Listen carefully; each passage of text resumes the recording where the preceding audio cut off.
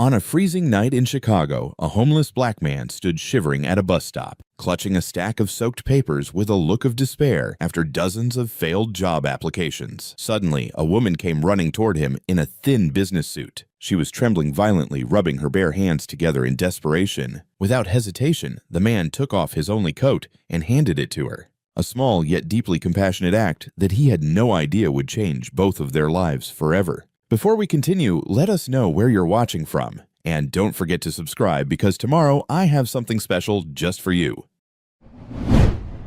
The wind tore through the deserted streets of South Side Chicago like a blade slicing across the empty bus stop where Gilbert Brown stood, hunched in the flickering half-light of a broken street lamp. Snow swirled around his boots, a relentless, quiet enemy that piled against his legs and soaked through the frayed seams of his coat. He tightened his grip around a battered manila folder tucked against his chest, the thin paper inside his last few resumes barely offering any protection against the night's gnawing hunger. Gilbert was 47 years old, a former structural engineer, a widower, a father clinging to what pieces remained of a life that had once been built on firm ground. Now he waited for a bus that might never come under a sky that seemed too heavy with gray to ever lift. Across the street, a neon pharmacy sign blinked 9:02 p.m., its dull red light bleeding into the whiteness of the storm. Gilbert shifted his weight from foot to foot, feeling the cold bite deeper, not just into his body, but into that hollow place inside where hope had once lived.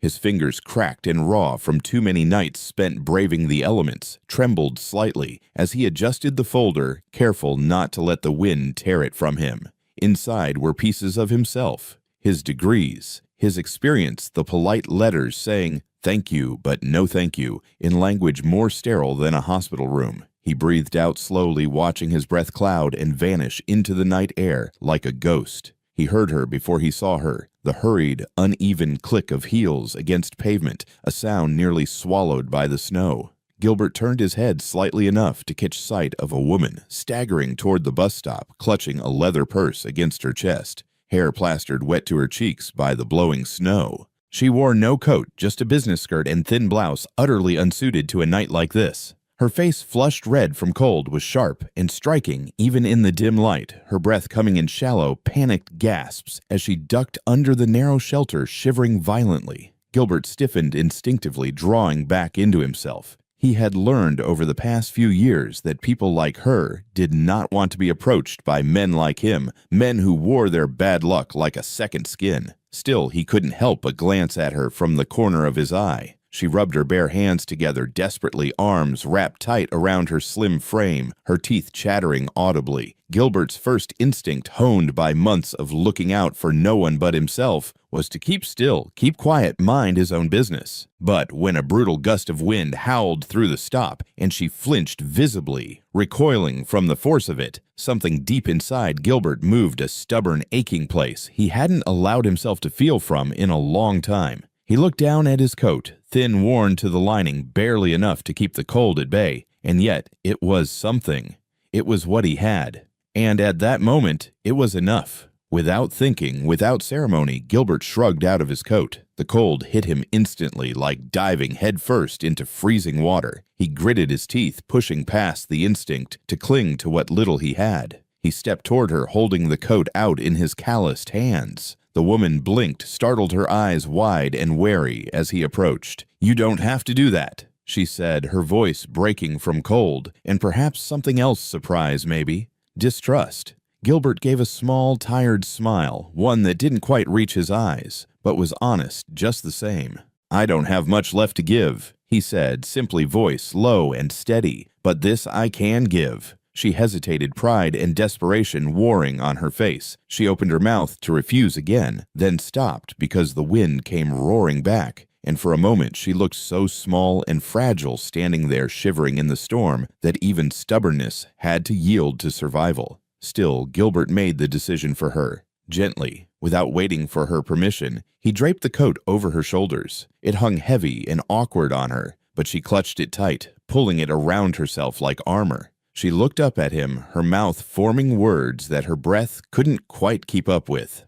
"Thank you," she whispered. Gilbert nodded once curtly, then stepped back, folding his arms across his chest against the fresh onslaught of cold. They stood like that, side by side under the crooked shelter, two strangers bound not by words, but by an unspoken understanding that on a night like this, the simplest kindness could mean everything. And then as he bent his head against the snow, he heard it, the sound of paper fluttering away, thin and desperate as dry leaves in the wind. He turned sharply to see his manila folder slipped loose from his grip, torn open by the blizzard, resumes scattered across the icy sidewalk, tumbling end over end through the darkness. For a second, Gilbert just stood there frozen, not from cold this time, but from the sick realization that his last threads of hope were flying into the void. Then slowly, methodically, he began to move, stepping out from the shelter, reaching for the papers. Each one was a little more ruined than the last water soaking through the thin typewritten lines that had once told the story of a man with a steady job, a mortgage, a family. April, because that was her name, though he did not know it, yet watched him, her hands clutching his coat tighter around herself. She opened her mouth as if to speak, to apologize, to help, perhaps, but no words came.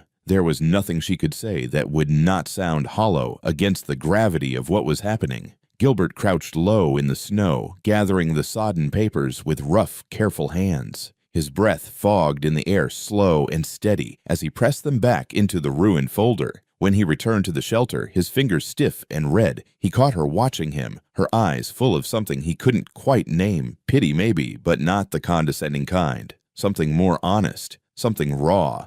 "I'm sorry," she said finally, voice small. Gilbert shrugged, that tired smile flickering across his face again. "It's just paper," he said. "I can print more. As long as I'm standing, I can start again." They stood in silence, listening to the wind whip against the steel frame of the bus stop. Neither of them said another word. There was no need. Sometimes the most powerful conversations are the ones that happen in silence between people who recognize something broken, something brave in one another. Somewhere far down the street, headlights cut through the falling snow, the low rumble of a late bus breaking the stillness. Gilbert glanced at it, then at the woman beside him. She clutched his coat a little tighter, as if afraid that if she let go, she might vanish into the storm. He didn't know her name. She didn't know his. But somehow, standing there beneath the broken light, wrapped in a coat that smelled faintly of soap and old coffee, they were no longer strangers. They were survivors. The bus hissed to a stop, its doors creaking open. She turned to him, hesitating.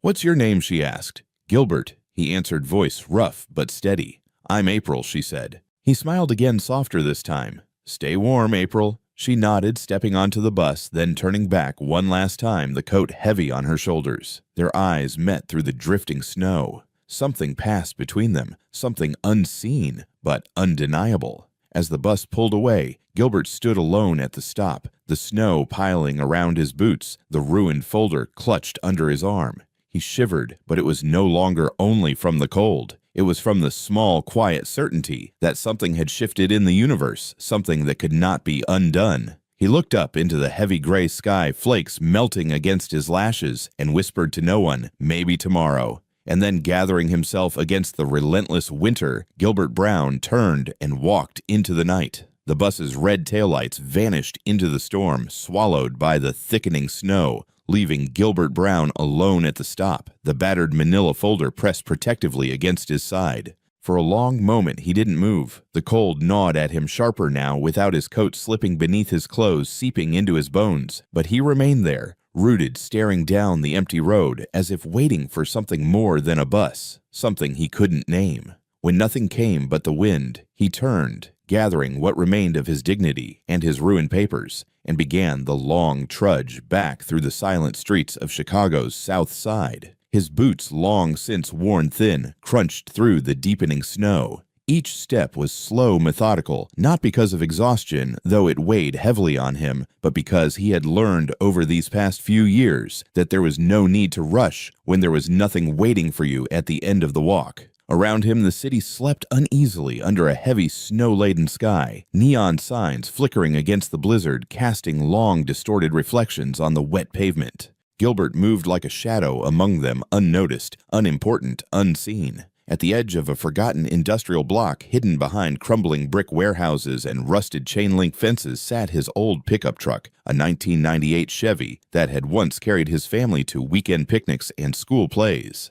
Now it was home shelter coffin. He brushed the snow from the windshield with a numbed hand and pulled open the stiff door, climbing inside. The interior was freezing, his breath misting instantly in the air. The blankets he kept on the seat were thin, the heater long dead, but he wrapped one around his shoulders anyway, if only for the comfort of the motion. From the glove box, he pulled a battered tin box, the latch sticking, before giving way with a reluctant pop. Inside were his treasures, a photograph of Lily still laughing at some unseen joke, her hair wild in the summer sun, and another of Hugo at 7 missing his 2 front teeth, his grin uncontainable. Gilbert traced the worn edges with a rough fingertip, the motion slow, reverent. These were his anchors, the proof that he had once built, more than buildings, that he had once built a life. The memories came unbidden, vivid, even against the encroaching fog of cold and fatigue. He saw himself hard hat, on blueprints rolled under his arm, walking into job sites with pride. He saw Lily standing in their tiny kitchen, dancing barefoot to an old radio while stirring a pot of chili. He saw Hugo wobbling on his first bike, looking back with shining eyes to make sure his dad was watching. They had been happy once. Not rich, but rich enough where it mattered, until the diagnosis shattered their world in one brutal sentence. Stage 4, unstoppable. Gilbert had left his job the day after they got the news. No hesitation, no regret. He spent 9 months caring for Lily, watching her fade, fighting battles with insurance companies by day and demons by night. The savings dried up, the house sold to cover debts, the car repossessed, but none of it mattered, next to the way Lily's hand would squeeze his, even in her weakest moments. A silent thank you for staying. After she was gone, there was only Hugo and Gilbert, and a mountain of sorrow he couldn't climb. They moved from one cramped apartment to another, the spaces growing smaller and colder, the windows closer to the street. When Hugo's caseworker finally came citing unsafe conditions, Gilbert had been too tired to fight too broken. He had signed the papers with a shaking hand, kissed his son's forehead, and whispered a promise he barely believed anymore. Just for now, buddy. Just for now. The wind rattled the truck like a giant hand shaking the frame, but Gilbert barely noticed. He tucked the photographs back into their tin resting place and pulled the blanket tighter. The memory of the woman at the bus stop drifted back unbidden, the way she had clutched his coat, the way her eyes wide with shock, and something like gratitude had met his for that one suspended moment. He hadn't given her the coat to earn anything. It hadn't even been a decision, not really. It was just what you did when you still had a piece of your soul left, even when it cost you. Maybe especially then. Not far away in the heart of the city's glittering towers, April Jones stood alone in her penthouse, the heavy silence pressing down on her like an invisible hand. She had shed her wet heels by the door, but hadn't yet moved beyond the foyer, still wrapped tightly in the rough, oversized coat Gilbert had given her. Her fingers, numb from more than cold, brushed against the worn fabric, tracing the seams and patches with an absent tenderness. She had grown used to silence over the years, learned to dress it up with white noise television music, the hum of busy schedules. But tonight, the silence was different. It was honest. It filled every corner of the high-ceilinged rooms with a hollowness she couldn't ignore. April drifted to the living room, sinking into the edge of the sleek leather couch, and reached into the coat's inner pocket, her fingers closing around something crinkled and soft. She pulled it out slowly, unfolding the worn paper to reveal a child's drawing. 2 stick figures standing under a crooked yellow sun labeled simply Daddy and Me, a red heart floating between them. At the bottom scrawled in wobbly, innocent letters the words, "I love you, Daddy Hugo." The world tilted. April pressed the paper to her chest, a sob catching in her throat. She bit down on it hard, forcing the sound back. She hadn't cried in years, hadn't dared, not since she was a little girl sitting on the cold stone steps of a church, one frozen night, alone and unwanted. Her mother gone, her father, a memory never spoken aloud. She had huddled there in the dark, too proud to cry for help, too scared to hope. She had been wearing a thin jacket that night, barely more than a sweater against the brutal Chicago wind. And then, out of the swirling darkness, he had come. Alan. An old man, his face lined with time and kindness, had spotted her there. He didn't ask questions, didn't demand explanations. He had simply shrugged off his own battered coat and draped it over her shoulders. She remembered the smell of its soap wood smoke, something grounding and real. He had sat down beside her without a word, sharing his warmth until the night gave way to morning. By then he was gone, vanished into the waking city, leaving behind only the coat and the first small ember of belief that maybe, just maybe, the world wasn't entirely cruel. That coat had stayed with her through years of foster homes, dorm rooms, and first apartments. It had been old and threadbare by the time she let it go, but it had done its work. It had shielded her not just from the cold, but from despair. Now, wrapped in another man's coat, feeling the same aching gratitude she hadn't felt since that long-ago night, April realized just how far she had traveled from that scared girl and how much of that journey had cost her pieces of herself she hadn't even noticed losing. She thought about Delbert then, about the carefully scheduled dinners, the polished smiles at company galas, the constant justifications for absence, for indifference, about how he had called her that evening, voice brisk and distracted, to tell her he couldn't make it to dinner, that an emergency board meeting had come up, that she should understand.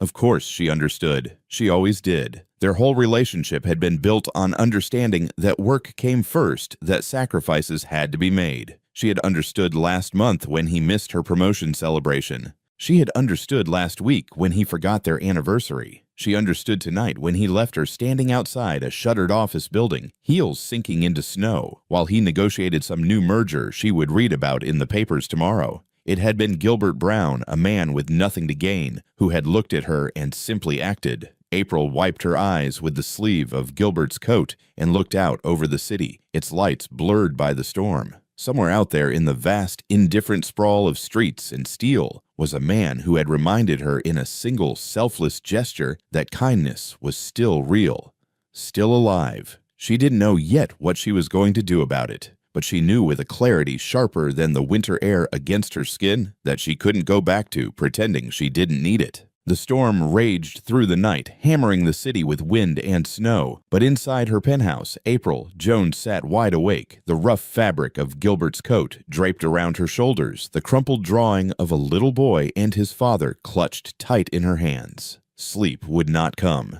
It wasn't just the lingering cold from her time outside. It was the restless ache that had taken root somewhere deep inside her, a feeling she hadn't named in years, perhaps had forgotten how to name altogether. She sat by the window watching the whiteout consume the skyline, thinking not of board meetings or shareholder reports, but of a man she had barely met, a man who had seen her when no one else had bothered to look. When dawn broke, a thin, pale gray light seeping over the frozen city, April had already made up her mind. She rose, moving with the decisive calm she reserved for mergers and acquisitions, and dialed Amelia's number. Her assistant answered on the second ring, voice still groggy with sleep. "I need you to help me find someone," April said, her tone quiet but firm. There was a pause, a hesitation laced with the unspoken awareness that April never made such requests lightly. "Of course," Amelia replied, fully alert now. "Who are we looking for?" "I don't have much," April admitted. "His name is Gilbert. He was at the 45th and Halstead bus stop last night around 9. He gave me his coat." She hesitated, feeling suddenly foolish, but pressed on. "He's important." Amelia didn't ask for clarification, didn't press for explanations. That was why April trusted her. "I'll start pulling traffic camera footage and cross-reference bus schedules. Give me a few hours." "Thank you," April said, softer than she intended. The day unfolded slowly, painfully, as April sat through meetings she barely heard, answered emails she barely read. Her mind was elsewhere, drifting back to the image of Gilbert standing in the snow, shivering without his coat, clutching that battered folder to his chest, like it was all he had left in the world. She wondered what had driven a man like that, because it was obvious to her that he had once been someone with pride, with purpose, to such a place. And she wondered with a growing sense of urgency whether he still believed in anything at all. By mid-afternoon, Amelia called back. "I found him," she said, her voice low with the gravity of the discovery. "There's a 1998 Chevy truck parked behind an abandoned warehouse on South Racine. Matches the description you gave. He's been seen coming and going from there." April didn't hesitate. "Text me the address." "You want me to send someone with you?" "No," April said. This is personal." Bundled against the cold, April drove herself across the city, steering her black sedan through streets still heavy with last night's snowfall. The neighborhoods grew rougher the farther south she traveled. The storefronts shuttered graffiti creeping up cracked brick walls, sidewalks empty, but for the occasional figure huddled against the wind. She pulled up in front of the warehouse, engine idling, and spotted the truck immediately, a rusted, battered thing that sagged on its tires like an old workhorse ready to collapse. The windows were frosted over, but through the glass she could just make out a figure sitting hunched behind the wheel. For a moment doubt gnawed at her. What was she doing here, dressed in her tailored coat and leather boots, intruding into a life she barely understood? But then she thought of the drawing folded carefully on her nightstand, of the way Gilbert had looked at her, not as a burden, not as an opportunity, but simply as another human being in need, and she pushed the door open. The cold hit her like a slap, but she ignored it, picking her way carefully across the ice and snow until she stood beside the truck. She rapped lightly on the driver's side window.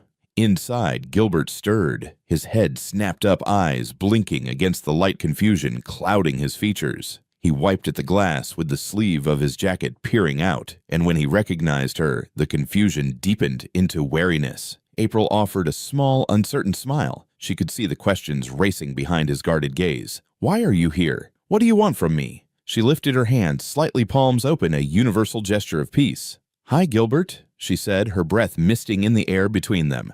"I hope I'm not disturbing you."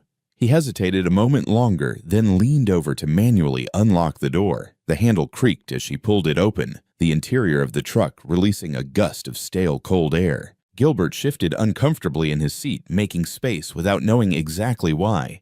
"I wanted to say thank you," April said, properly. Gilbert shrugged his shoulders tight with discomfort. "No need. It was just a coat." "It wasn't," April said quietly, and something in her voice made him pause. They sat there a moment, the silence stretching, not uncomfortable, but dense with things unspoken. "I don't have much," Gilbert said finally, his voice low and rough. "I can't give you anything else." "I'm not here for anything else," April replied. "I'm here because I don't want to forget what it felt like standing there thinking no one would notice and having someone prove me wrong." Gilbert looked away, out the frost-rimmed windshield. He was not a man accustomed to being thanked, to being acknowledged. "Would you have a cup of coffee with me?" April asked, her voice lighter, almost shy. Gilbert blinked at her, genuinely surprised. "I know a place just a few blocks from here," she added quickly. "Nothing fancy, but it's warm." For a long beat, Gilbert sat silent, weighing something invisible in the space between them. Then slowly he nodded. "Okay," he said, "but I'm buying. Least I can do." April smiled, and it wasn't the polished, professional smile she wore at corporate functions. It was smaller, softer, more real. "I'll allow it," she said. They drove separately, her sedan trailing his rattling pickup at a cautious distance. The diner was a relic from another era, a chrome and neon holdout against the sprawling decay of the neighborhood. Inside, the heat was stifling, and the coffee strong enough to peel paint. They took a booth near the back, Gilbert shrugging out of his jacket, April sliding into the seat opposite him. For a while, they simply sat nursing their coffees, the silence between them companionable rather than strained. April asked about Hugo, and Gilbert's face, normally so guarded, lit up in a way that made her chest ache. He spoke of his son with a pride that no amount of hardship had managed to extinguish. His words, simple, but laced with a quiet, stubborn hope. She told him in turn about her work, about the company she had built from scratch, about the long, lonely climb to the top. She didn't speak of Delbert. Some things she realized were better left unsaid when honesty mattered. They talked until the sky outside turned from gray to charcoal, until the waitress began wiping down counters with a look that clearly said she was ready to close up. April paid the check without argument, and together they stepped back into the frigid night. At the curb, they hesitated the moment, stretching between them like a taut wire.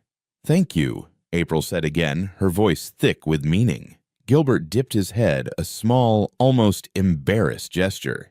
"Anytime," he said, and for once the words didn't feel like an empty courtesy. They felt like a promise. They parted ways outside the little diner as the city's evening lights flickered on beneath the bruised sky. Gilbert trudging back toward his old truck, and April sliding into her sedan with the drawing of Hugo tucked carefully into her purse. Yet, long after they left the warmth of the diner behind, neither of them could shake the sense that something important had shifted between them, something delicate and unfinished, like the first fragile layer of ice forming on a winter pond. It was the beginning of something neither dared name, yet a silent acknowledgment carried in the way their eyes had met and held just a little too long before they went their separate ways. The next morning, after a restless night spent replaying every word of their conversation, April sat at her wide desk on the 35th floor of Infinity Group's headquarters, staring out at the sprawling city below. She had meetings, scheduled calls to return contracts waiting for her signature, but none of it seemed to matter the way it had just a few days ago. Her thoughts kept drifting back to Gilbert, his quiet dignity, his straightforward way of speaking, the unpolished honesty that felt more valuable than any polished pitch she had heard in boardrooms. On impulse, she pulled out her laptop and began piecing together fragments of Gilbert's past from public records, construction permits, old online listings. What she found humbled her. Before life had knocked him down, Gilbert Brown had built schools, libraries, low-income housing developments, places that didn't just stand tall on steel and concrete, but pulsed with life because they had been designed with care for the people who would use them. His name appeared on structural engineering certificates for community centers, clinics, and shelters across the city, places that still stood still, served. She scrolled through faded news articles and grainy photos, absorbing every detail. No fancy degrees from Ivy League schools, no glossy resumes, just the kind of hard-earned, quietly given experience that no piece of paper could ever truly capture. It was as if every project he had touched had been a small rebellion against a world that often forgot the ones who needed it most. She leaned back in her chair, the decision forming slowly but solidly in her mind. Gilbert didn't just deserve help, he deserved the opportunity to help others again, not because he needed saving, but because perhaps more than anyone else she had ever met, he knew how to build, not just walls and roofs, but hope. Later that day, she called Gilbert, her voice steady, though her heart thudded with something that felt suspiciously like nervousness. "Would you meet me somewhere tomorrow?" she asked. Gilbert, cautious but curious, agreed. They met on a cold, bright morning, the sun glaring off the snow in painful brilliance. April picked him up in her car, and they drove in silence, neither speaking much, but the air between them, comfortable, weighted with expectation rather than tension. The car pulled up in front of a low brick building on the outskirts of the city, its paint peeling slightly, but the windows warm with light from within. A large wooden sign arched over the entrance, Allen's Place. Gilbert followed April inside the heavy door, creaking behind them. The scent of fresh coffee and old books wrapped around him instantly, along with something harder to define, a feeling of belonging, of safety. The walls inside were lined with colorful murals, handprints from children, framed photographs of families smiling in front of modest new homes, quotes about hope and kindness carefully lettered in bright paints. "This is Allen's Place," April said, her voice quiet but firm.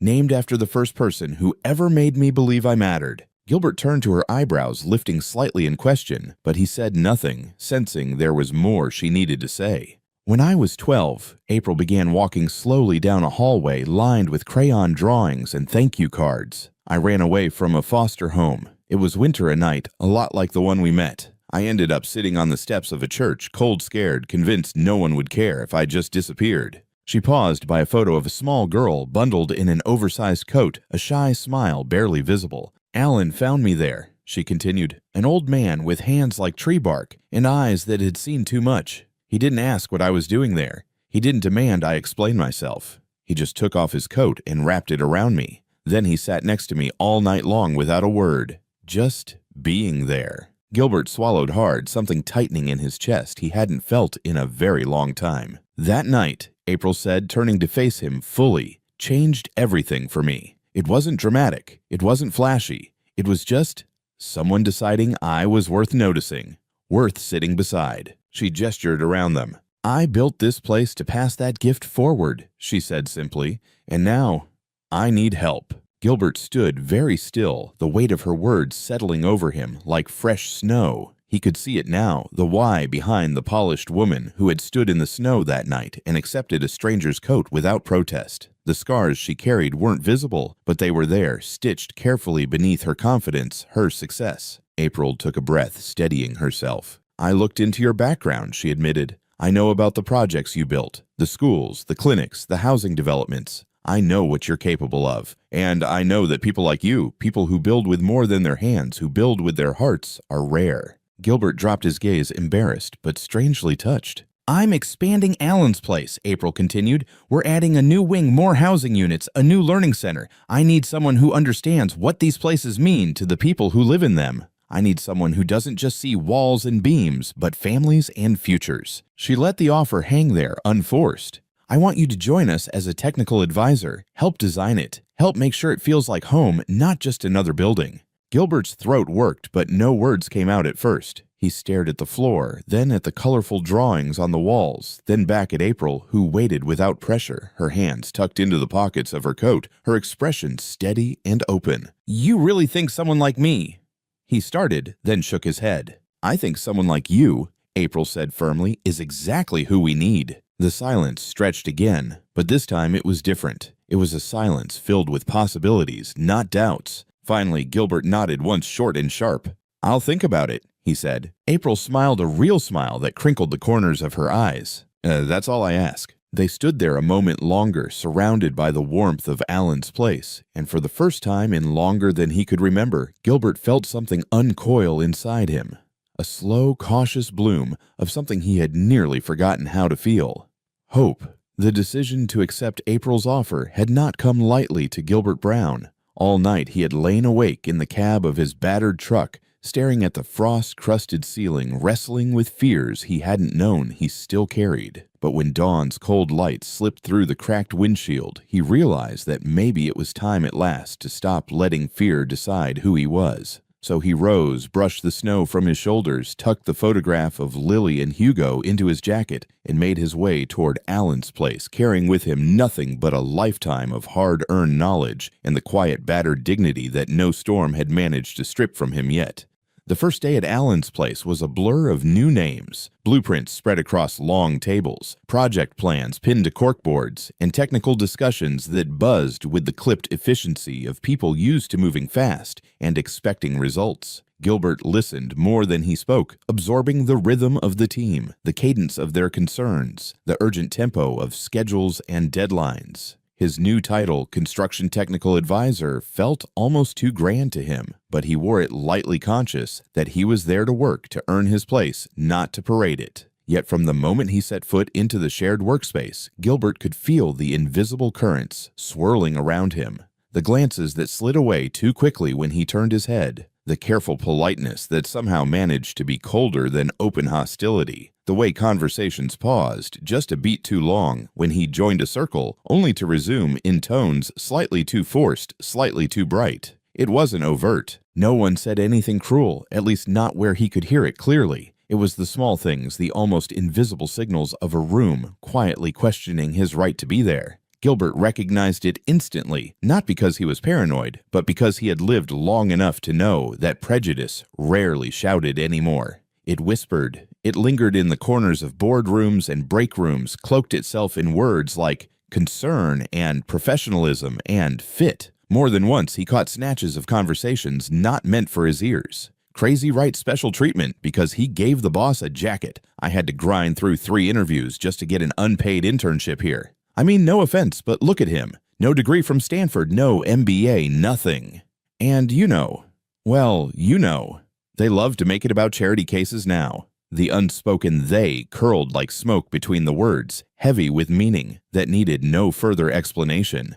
Gilbert didn't flinch. He didn't respond. He didn't give them the satisfaction of seeing whether their words found their mark. Instead, he focused on the work, the feel of blueprints under his fingers, the precision of measurements, the quiet, relentless satisfaction of solving real problems with his mind and hands. He reviewed design proposals, pointed out practical improvements, suggested cost-saving materials that didn't sacrifice warmth or dignity. His comments were simple, direct, always offered with respect. Some ignored him. Some nodded without really listening.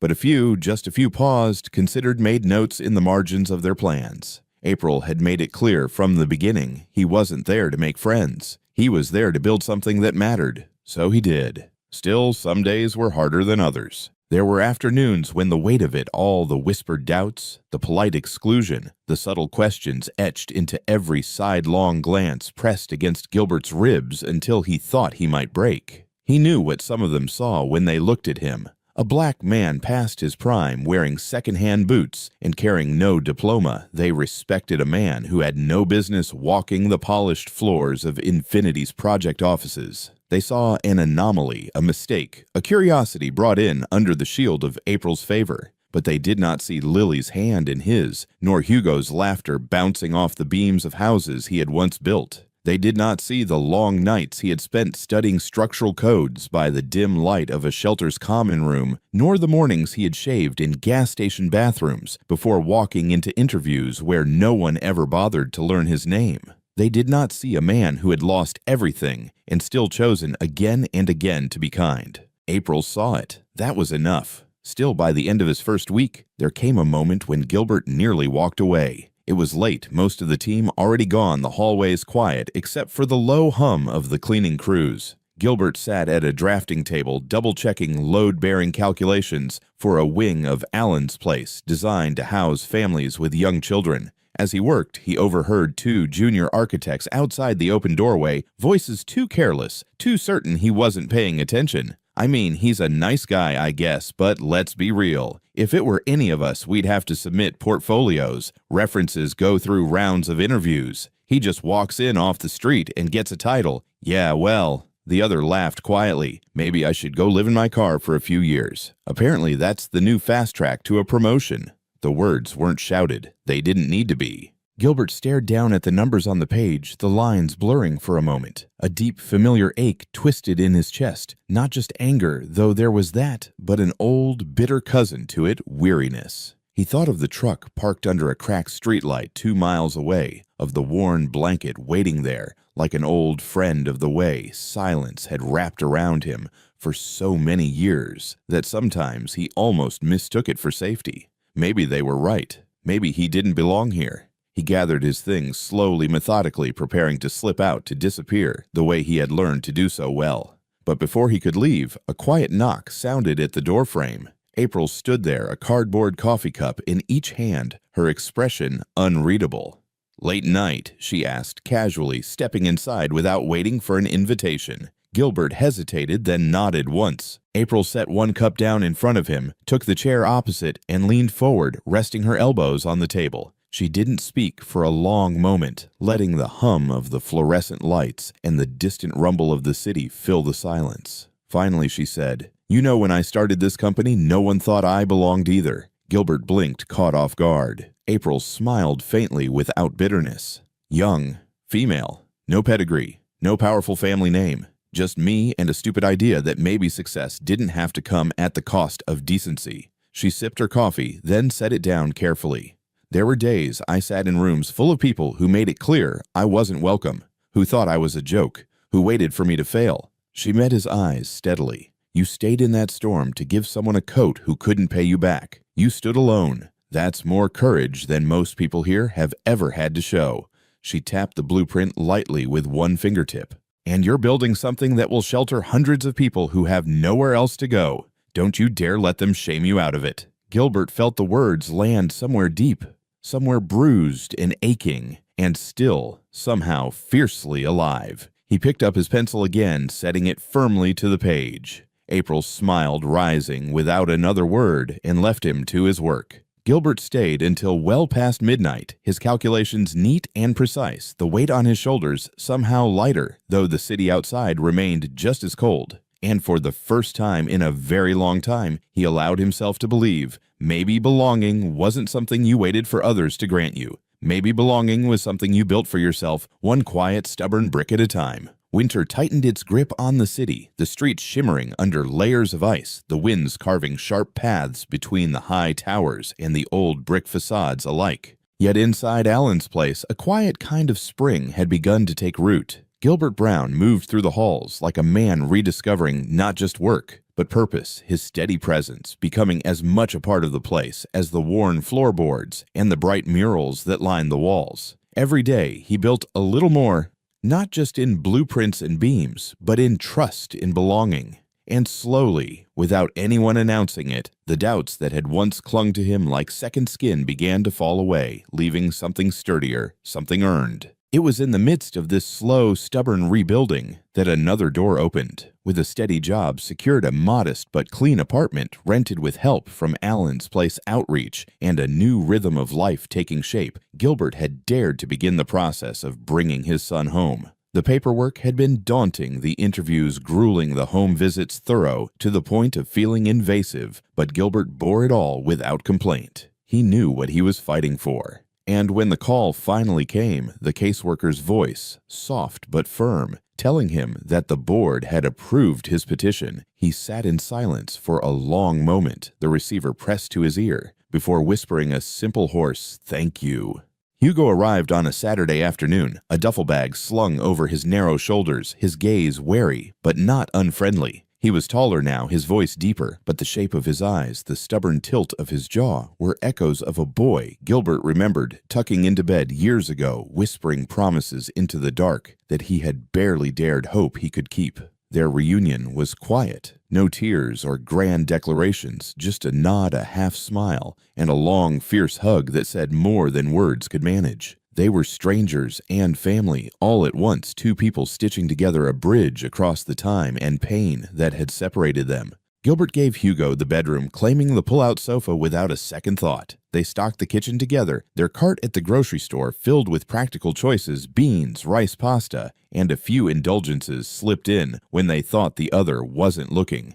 The apartment was small and worn, the radiator clanking with a life of its own, but it was theirs. At night, they ate together at the little table, knees bumping under the scarred wood, sharing stories and fits, and starts building a new language between them. It was not easy, not seamless, but it was real, and real was more than enough. It was during one of these evenings, after a dinner of overcooked spaghetti and garlic bread, toasted a little too dark, that Gilbert found himself inviting April to join them. He wasn't sure why at first, maybe because he wanted to thank her, maybe because he wanted her to see the life she had quietly helped rebuild, or maybe because deep down he wanted to see how her laughter might sound in the small kitchen he was beginning to call home. April accepted without hesitation, arriving with a bakery box in hand and a bottle of inexpensive red wine tucked under her arm. She wore jeans and a soft sweater, her hair pulled back simply. And when she stepped into the apartment, bringing with her a gust of cold air and the faint scent of vanilla, it felt less like an intrusion and more like the missing piece of a puzzle sliding into place. Dinner was noisy, awkward, and perfect in its imperfection. Hugo, initially reserved, warmed quickly to April's easy conversation, her genuine interest, her ready laughter. Gilbert watched them, a quiet warmth blooming in his chest, careful not to let it show too much.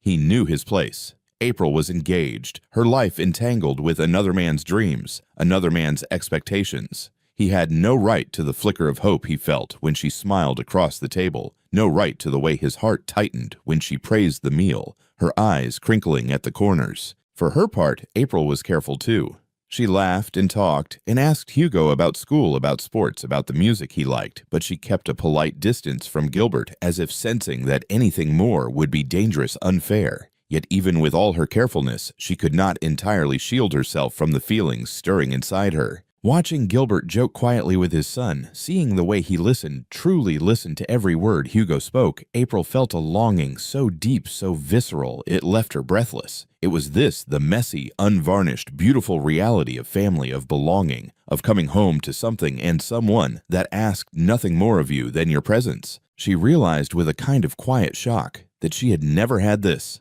Not really.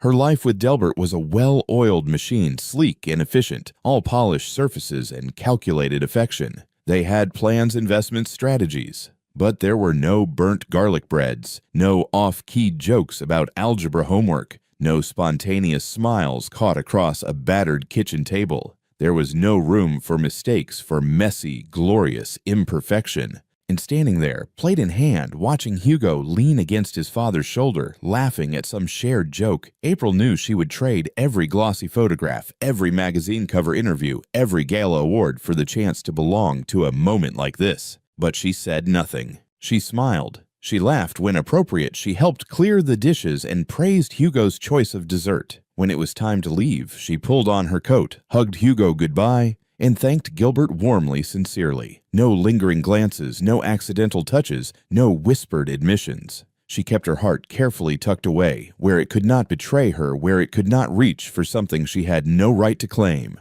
At the door, there was a pause, a space so brief it might have gone unnoticed by anyone not standing within it. Their eyes met, and in that moment 1,000 words passed between them.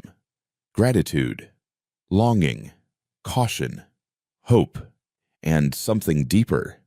Something neither dared name, yet something that burned quietly, beneath the surface like embers waiting for a spark. Gilbert nodded a small, respectful gesture that spoke of all the things he could not say. April returned the nod, her hand tightening briefly on the doorknob. Then she was gone, her footsteps fading down the hall, leaving behind a silence that was not empty, but full, brimming with possibilities too fragile yet to touch. Inside, Gilbert closed the door gently, resting his forehead against the cool wood for a moment, breathing in the lingering scent of vanilla and cinnamon, and the faintest trace of something sweeter still, hope. He would not rush this. He would not tarnish what was unfolding with impatience or selfishness. Some things were too precious to grasp too quickly. Some things needed to be built with the same care and patience as the walls he now spent his days raising layer by layer, brick by brick, until they could shelter a future worth believing in.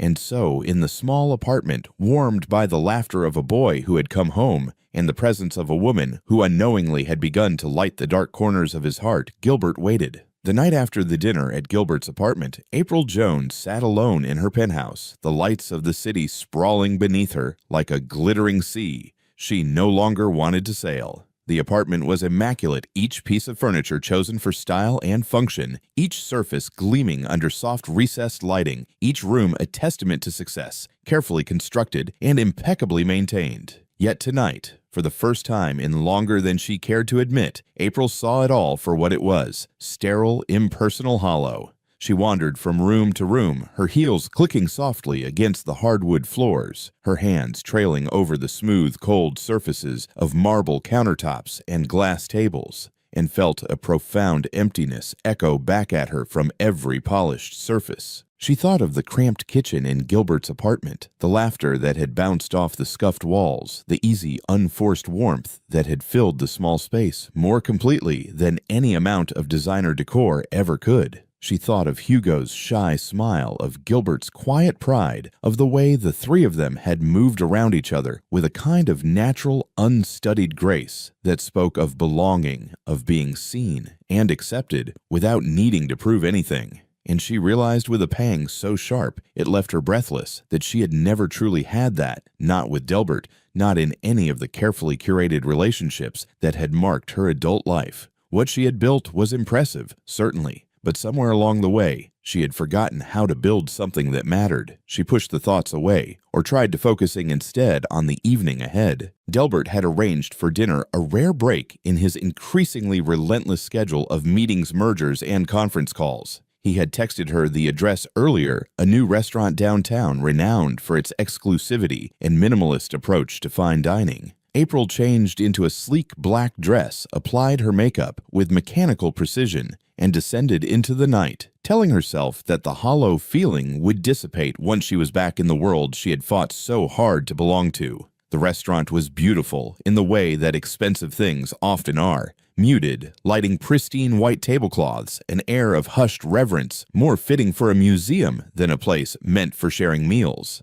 Delbert was already seated when she arrived, his suit perfectly tailored, his phone resting face down on the table as a gesture of courtesy that somehow still felt performative. He rose, kissed her cheek briefly, and pulled out her chair with a practiced flourish that left her feeling more like a client than a fiancé. They ordered wine, something imported and aged, and Delbert launched into a detailed recounting of his latest boardroom victories. April listened politely, nodding at the appropriate intervals, offering murmurs of approval where expected. She waited for him to ask about her day, about her work at Allen's place, about anything personal, but the question never came. Instead, he spoke of IPOs and market shares of expansion plans and projected revenues, his words crisp and efficient, each sentence a bullet point in a presentation she had not asked to attend. Midway through the meal, in a lull between discussions of asset diversification and property acquisitions, April ventured a topic of her own. "I met someone recently," she said, keeping her tone light. "A boy, 15. His name's Hugo." Delbert looked up from his wineglass, mildly interested. "Through the foundation." "Sort of," April said. He's the son of a man working with us at Alan's place. They've had a rough few years, but they're rebuilding their life. It's inspiring, really." Delbert smiled, a tight, polite thing that didn't reach his eyes. "That's nice," he said. "Always good to see people pulling themselves up." April hesitated, then pressed on, needing to say it aloud, needing to hear his response. Spending time with them, it made me think about family, about what it means to have a home, not just a house. Delbert's expression shifted just slightly, his features tightening, as if she had suggested something mildly distasteful. He set down his fork with deliberate care. "April," he said, his voice calm, measured. "We've talked about this. Our lives are complicated enough without adding unnecessary burdens. Children, family obligations, they're distractions. We have a trajectory, a plan. You knew that when you agreed to marry me." She sat very still, her hands folded neatly in her lap, every muscle in her body aching with the effort of maintaining composure. "I know," she said quietly. "I just thought, maybe there's room for both. Success and something more." Delbert shook his head, a faint frown creasing his brow. "There isn't. Not if you want to keep climbing. Not if you want to win." He leaned back in his chair, surveying her as one might assess a stock portfolio, weighing risk against reward. "We're building something that will outlast us. Legacy, April. Impact. Not family dinners and science fairs." For a moment, April couldn't breathe. She stared at him, at the man she had promised to build a life with, and saw not a partner, not a companion, but a strategist, a tactician. A man who viewed love and loyalty as assets, to be leveraged liabilities to be managed. She thought of Gilbert again, unbidden the way he had looked at Hugo, not as an obligation, but as the best part of himself. She thought of the warmth of that small apartment, the laughter, the life pulsing in every cracked tile and worn piece of furniture. And she realized with a clarity that left her reeling that she wanted no part of the life Delbert was offering. But she said nothing. Not yet. Instead, she smiled polite and practiced and finished her meal, her heart breaking silently inside her chest. Later, as she rode the elevator up to her apartment, the city lights blurring into a smear of gold and blue. Beyond the glass, April pressed her forehead against the cool wall and closed her eyes. She knew what she had to do, but knowing was not the same as being ready. Not yet. For now, she would carry the weight of her own awakening alone, nursing the fragile, aching seed of hope that had taken root inside her heart, waiting for the moment when she would be strong enough to choose the life she had glimpsed across a battered kitchen table, the life she truly wanted, the life she was beginning slowly, painfully to believe she deserved. It was the kind of evening that should have felt like the start of forever. The restaurant sat perched high above the city, its windows offering a sweeping view of the skyline wrapped in the blush of sunset. Candlelight flickered softly across polished silverware. Live jazz floated gently from a corner stage, and the maitre d' had greeted her by name with a smile that said, "This is a special reservation, the kind you don't forget." April Jones, dressed in a sleek ivory gown that shimmered subtly under the low light, was aware of it all, the elegance, the spectacle, the quiet expectancy of the other diners glancing over now and then. But none of it seemed to touch her. It was like watching a film she had seen too many times before. Beautiful, but distant, all surface and no soul. Delbert sat across from her, impeccably dressed in a deep navy suit, his posture perfect, his smile polished to a fine sheen. He had been unusually attentive all evening, asking about her latest projects, complimenting her choice of wine, brushing his fingers lightly over her hand as he spoke. It was by all accounts a perfect date. And April, who had once dreamed of moments just like this, found herself unable to breathe beneath the weight of its perfection. When dessert arrived, a sculpted chocolate confection topped with gold leaf, Delbert reached into his jacket pocket with the kind of practiced ease that suggested this gesture had been rehearsed more than once. The room quieted slightly, not with drama, but with polite anticipation. And then he was kneeling beside the table, a small velvet box in hand, the city lights painting his face with 1,000 reflections. "April," he said, his voice warm, confident, composed. "We've built something extraordinary together, a life rooted in vision, discipline, success. You are brilliant, driven, compassionate. You're everything I've ever wanted in a partner. I want to share everything with you, every challenge, every triumph, every milestone. Let's take the next step. Let's make this official." He opened the box. Inside, nestled against black velvet, sat a diamond that could have paid for an entire wing at Allen's place. Around them, a few gasps of admiration fluttered from nearby tables.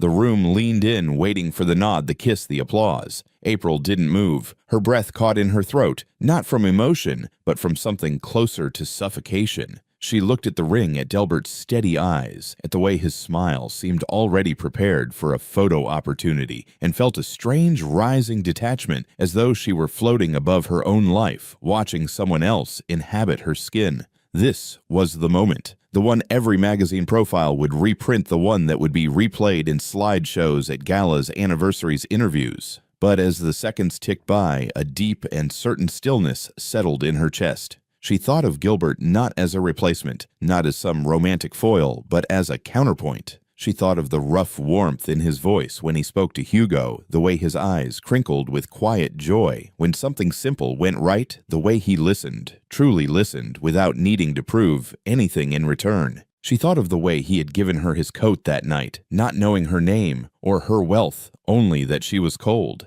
And she thought of Hugo's laughter, the way it had filled that small apartment like music no orchestra could match. None of that existed in Delbert's world, not because he was cruel, but because he simply didn't believe in it. To him, love was a construct, efficient, useful, logical. It had its place like a well-written contract, but it had no mystery, no mess, no room for broken edges and second chances. April looked at the ring again, and then gently she placed her hand over the box, closing it. Delbert's smile faltered. "Del," she said quietly, her voice steady, almost too calm, "you're offering me everything I thought I wanted, but not what I need." A hush fell over the table. Delbert's expression shifted not to anger, not yet, but to something harder. Calculation. Control slipping through fingers used to holding tight. "I don't understand," he said carefully, like someone trying not to tip a glass of wine. "We're a team. We have everything lined up, the properties, the launch, the timeline." This was the next logical step. April nodded slowly. "And that's exactly the problem. It's all logical, but I'm not in this anymore. Not in the way you are." He leaned back slightly, his jaw tight. "Is there someone else?" She hesitated, then shook her head. "There's something else," she said. "A life that feels like life. A version of me that remembers how to laugh without thinking about the next quarterly review." Delbert's face hardened. "You're walking away from everything we've built." "I'm walking toward something I forgot I deserved," she replied softly. For a moment, silence held them both thick and fragile. Then Delbert stood, slipping the box back into his pocket, his movements sharp, now mechanical. "You'll regret this," he said, not cruelly, not even with venom, just with the cold certainty of a man who had always assumed he knew how stories were supposed to end. April didn't respond. She simply rose, retrieved her coat, and walked out of the restaurant without looking back. Outside, the night was cold and bracing. The wind tore through the streets, tugging at her coat, biting at her cheeks. But it felt cleaner somehow, like stepping out of a sealed room into air that carried the scent of something new. She didn't know what would come next. She wasn't thinking about Gilbert, not directly, and she certainly wasn't crafting fantasies of what might be. All she knew was that she had finally listened to the quiet voice that had been whispering inside her since that night at the bus stop. The voice that said, "This isn't home. This isn't who you are. This isn't love." She walked for blocks, not toward anything specific, just away from what no longer fit. The streetlights flickered above her like soft beacons, and somewhere in the distance, a saxophone played a mournful, wandering tune that matched the rhythm of her heart. When she finally reached her building, she stood in the lobby, a long moment, looking at her reflection in the gleaming marble floor. The woman staring back at her looked the same, but inside, something had shifted, something had realigned. 3 days passed before April returned to Allen's place. She hadn't planned for it to take that long, but after walking out of the restaurant that night, past Delbert's stunned expression and the silent spectators, she needed to sit with herself. Not to mourn what she'd left behind. She knew now that nothing real had been lost, but to be sure that what pulled her forward wasn't just relief or loneliness or rebellion. She wanted clarity. She owed that not just to herself, but to the man whose quiet generosity had cracked her armor and reminded her what love might look like when it wasn't dressed in ambition. It was early morning when she arrived. The halls of the community center were quiet, still filled only with the soft hum of radiators and the occasional echo of a voice from the front desk. She wasn't wearing heels or a suit, just a soft gray sweater jeans and boots that crunched slightly against the grit near the entrance. In her arms, she carried the coat, not in a bag, not folded away like a debt to be returned. She held it like something sacred, like a page in a book she had finally understood. Gilbert was in the workshop, head bent over a set of insulation samples, comparing density ratings on a clipboard. When she appeared in the doorway, he looked up slowly, not startled, just still. He set the clipboard down carefully and straightened. Their eyes met in a quiet that felt fuller than words. For a moment, neither of them spoke. April stepped inside, holding the coat against her chest, like it might still carry the warmth of that night. "I said no to him," she said softly. "Not because of you. Because I finally remembered who I am."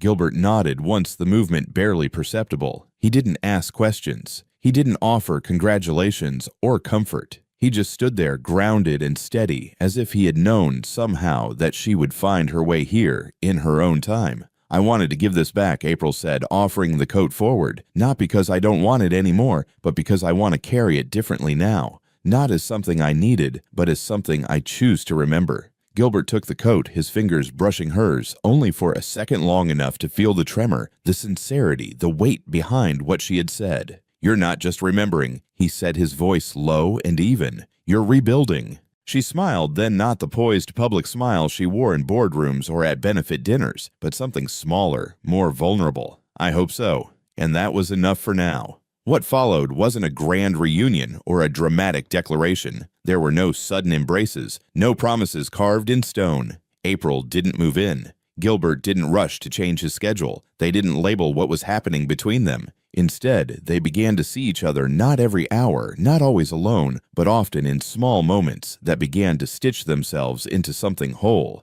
They started having lunch together at the little cafe across from the center, seated at a corner table, with creaky chairs and excellent grilled cheese. Sometimes they talked about Hugo, sometimes about floor plans, sometimes about nothing at all. Their conversations meandered like gentle rivers, unhurried, unforced, and yet they always seemed to land somewhere meaningful. Hugo noticed first. He wasn't a child anymore, but he had a teenager's radar for unspoken truths. One afternoon after April had dropped by with fresh bagels and a new book for the community reading shelf, Hugo cornered his dad in the kitchen. "You smile more when she's around," he said simply, spooning peanut butter onto toast. Gilbert raised an eyebrow. "Do I?" Hugo shrugged. "You laugh at stuff that isn't even funny." Gilbert smiled, a little embarrassed. "She's easy to talk to." "Yeah," Hugo said, and there was something thoughtful in the way he said it, like he was giving permission, without needing to say the words. A week later, the three of them went to the botanical gardens on a whim. It wasn't planned, just a warm Saturday, a clear sky, and the need to be somewhere that felt like spring in the middle of winter. They walked through the glass-domed greenhouses together, marveling at orchids and towering ferns, laughing over Hugo's exaggerated impressions of tour guides. Gilbert and April stayed close but never touched, yet somehow their nearness spoke louder than proximity ever could. Later, as the sun dipped low and they sat on a bench sharing warm pretzels and watching kids feed ducks in the pond, Hugo turned to April with a shy grin. "I wish you could come to dinner more," he said. "It feels better when you're there." April blinked, caught off guard. "That's sweet of you." "No, I mean it," Hugo continued. "It's like, more like home." The words settled in her chest with a weight she wasn't expecting. She glanced at Gilbert, who was looking down, pretending to fuss with a napkin, but she could see it, the emotion swimming just below the surface. That night, April did have dinner with them again. Nothing fancy, just grilled chicken salad and store-brand ice cream with chocolate syrup. But she stayed afterward to help wash dishes, drying plates, while Gilbert rinsed trading stories about failed cooking experiments and childhood chores. Hugo sat at the kitchen table doing homework, occasionally chiming in with a joke or a question. It wasn't special, and yet it was. They were becoming something. Not quite a couple, not yet a family, but something. Gilbert, for his part, remained careful. Not distant, never that, but thoughtful, measured, as though he understood how fragile this was, how much it mattered to move slowly, to let trust and comfort grow in real time. He didn't reach for her hand when they walked. He didn't lean in when they stood close, but he listened. He remembered details. He laughed with her, not at her. And every now and then, when he thought she wasn't looking, he would smile in that quiet way that made her feel completely, utterly seen. April didn't need declarations. She didn't need fanfare. What she needed was what Gilbert gave her: consistency, honesty, a place where she could set down her armor and simply be. She found herself opening up in ways she hadn't in years, talking about her past, her fears, the pressure to be everything for everyone. And Gilbert, in his quiet strength, never tried to fix her. He just listened, as if that in itself was enough. The days that followed were quieter, gentler, as if life had slipped into a new rhythm, unspoken, but understood. There was no dramatic shift, no big announcements or labels suddenly pinned to feelings. Instead, there was presence. April showed up sometimes with breakfast, sometimes with a new idea for a reading nook at Alan's place, sometimes with nothing but a quiet smile, and Gilbert let her in, not just into his home, but into the growing space of his days. The space that for so long had been carved only for survival now had room for coffee cups and shared silence, for 3 sets of shoes at the door instead of 2, for the soft sound of April's voice humming while drying dishes she hadn't been asked to touch. Gilbert hadn't known how much he needed it. He'd spent so long carrying the weight of the world in fragments, always holding it together, just enough for Hugo's sake, that when the weight began to lift, he didn't trust it at first.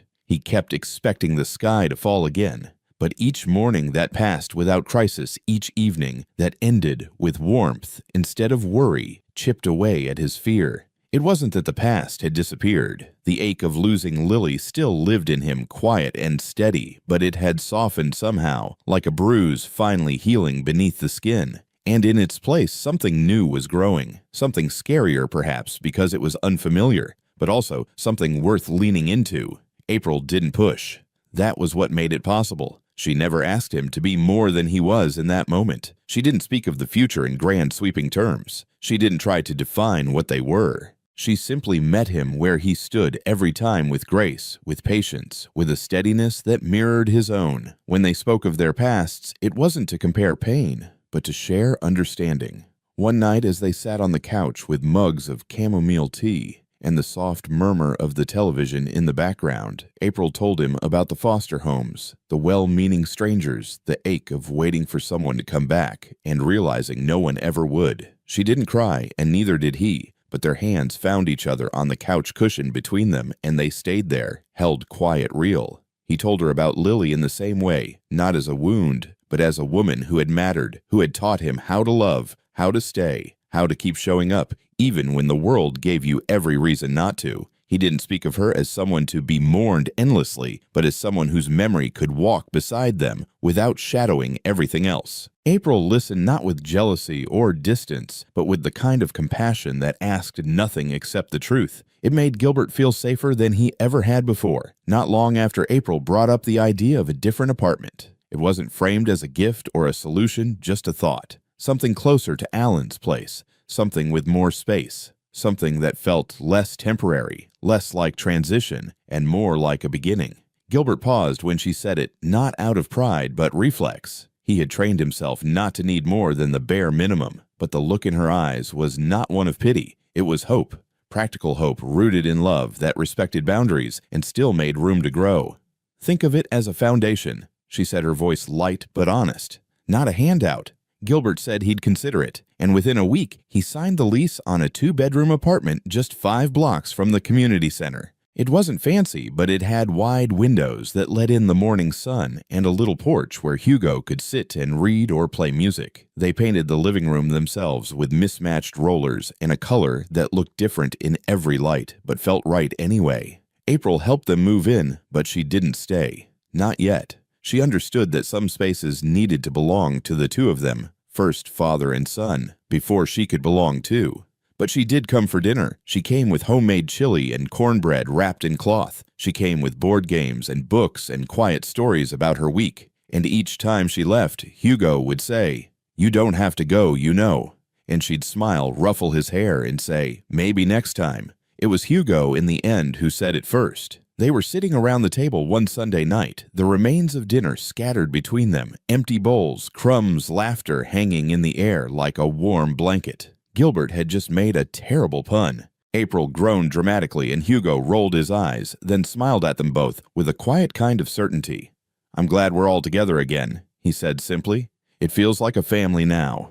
The room went still for a moment, not because anyone was shocked, but because the truth of it landed with such gentle weight. Gilbert looked at April. April looked at Hugo, and something unspoken passed between them all, something fragile and beautiful and whole. Later that evening, after Hugo had gone to bed, Gilbert and April stood by the kitchen window, looking out over the quiet street, the hum of the heater, the only sound between them.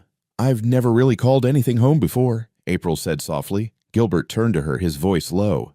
"You could start here." She didn't answer with words. Instead, she placed her hand over his palm to knuckle grounding him in something real. Then she looked up at him and said, with the gentleness of someone who wasn't asking, but stating a truth already known, "I'm not building alone anymore." He didn't speak either, just turned his hand and closed his fingers around hers. And just like that, what had been wordless found its name. They didn't rush into titles or rings or declarations. There would be time for that later. For now, there was this two people who had lost and learned and found their way back to the core of what it meant to care. And one young boy who had unknowingly bridged their hearts, made space for healing, and called it what it was: family. Join us to share meaningful stories by hitting the like and subscribe buttons.